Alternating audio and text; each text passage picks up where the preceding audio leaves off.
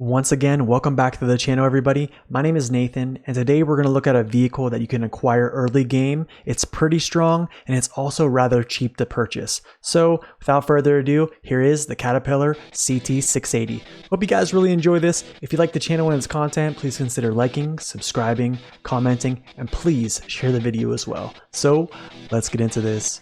Roll the tape.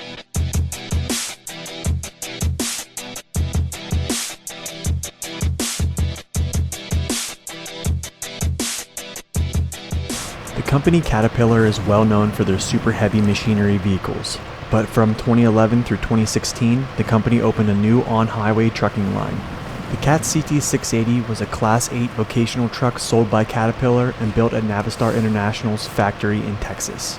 However, in 2016, the vice president stated a discontinuation of the highway truck venture due to the project requiring significant additional investments to be competitive in that arena. So Caterpillar chose to stay in the heavy machinery arena, but they left behind some pretty nice hauling class vehicles. The CT680 is somewhat of a hybrid, bridging the gap between highway and heavy duty. While the vehicle has flaws, it does have some upsides that I think are admirable. Since we're comparing some highway and heavy duty trucks, I chose some of the same tests to give fair comparisons. So before we jump into the nitty gritty, let's go over the base stats. The Caterpillar CT680 is classified as a heavy-duty truck. It weighs 6.8 tons. In its stock configuration, it has a power to weight of S, a durability of B+, fuel consumption A-, fuel capacity is 74 gallons. It comes with a stock suspension. Its tires also come stock with a 43-inch highway tire. Its all-wheel drive is capable, then becoming switchable with the upgrade, and its diff lock is switchable as well. Alright, let's dive into the pros and cons of the CAT CT680. Per usual, bad news first, so coming in at the number one downside, delayed all-wheel drive upgrade. In the game of SnowRunner, a frustrating factor is waiting for upgrades. With this truck, you're waiting for its max engine, but moreover than that, you're waiting for its all-wheel drive upgrade. This upgrade is found next to the BM17 on Alaska's Northport area. Because of this, I chose not to use the CAT until Alaska.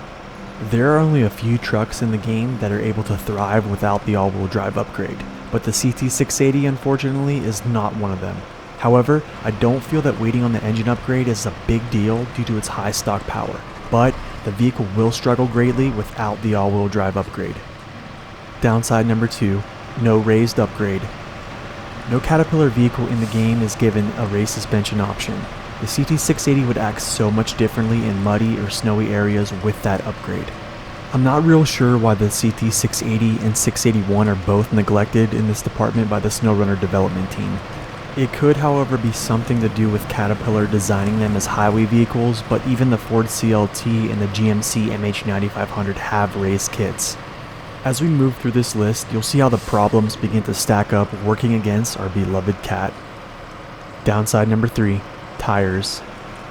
The good news here is that it can upgrade its tire size from 43 inches to 47 inches, but 47 inches isn't that large in the game of SnowRunner. I would have loved to see a 50-inch tire option for the 680, but 47 inches seems to be the cap for most American trucks. Not having a mud tire option hurts this vehicle as well, because it also suffers from grip issues.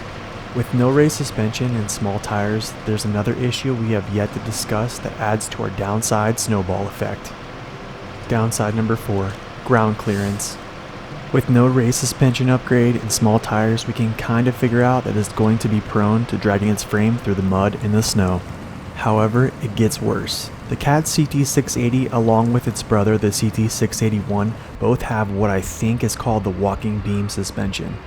In my Zix 605R video, I explained the upside of this, but both the 680 and 681 suspension properties seem stiff and deflated. It almost feels like there is no suspension to push the back end of the vehicle up at all, and trailers seem to sit lower when attached. If you look at the vehicle from the side, the frame clearly slants upward from the rear axles to the front. Evidence of its lack of suspension shows when attaching heavy-weighted trailers, which cause almost no vertical movement in that area. To wrap this one up, this is where it's hamstrung the most, negatively affecting its off-road ability. Downside number 5, weight and wheel spin. While I can't say that the vehicle is a featherweight like the GMC and the Fleetstar, it is rather light, only weighing 6.8 tons. With that high power to weight and low overall gross weight, this will cause wheel spin issues. To mitigate this, low gear and diff lock will be such a handy tool in preventing frame contact from digging yourself into a hole. Just like the Royal BM17, it just continues to wheel spin until drivers decide to take action. Downside number 6, better early game options. I truly wanted to use the CAT at level 12, but the lack of all-wheel drive made up my mind for me. Even without the phase releases, by level 12 there are so many other options that are just as capable, if not more. There are some new free truck additions like the International HX520, the CAT CT681, the KRS Bandit, and not to mention the GMC Brigadier 8000 and the Western Star 49X, which are paid DLC vehicles, but all those vehicles are capable at the start. The vehicles we just listed all have all-wheel drive and diff lock features, and can be used as soon as you open the garage in Black River, which is around level 2. It's really hard to justify using the CT680 at level 12 with all those capable options that you can use at level 2. To quickly sum it up, you would have to wait till driver level 12 and the all-wheel drive upgrade for this vehicle to be comparable to all those we just listed. And finally, coming in at downside number 7, terrain limitations. To wrap up its final downside, our number 7 red flag is a sum of adding up number 1 and number 5 downsides. The little cat is forced to drag its short frame through the mud, which hinders progress due to resistance.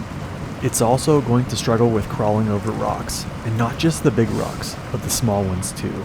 When climbing the Smithfield Dam Hill for the power test, the CT680 got hung up on smaller rocks quite a bit. So in short, it's a fighter, but it has some problems in deep and moderate areas, so just be ready to winch a fair bit. Well, I'm glad that's over with. Time for the good news. Here are the pros for the CAT CT680. Coming in at upside number 1, power.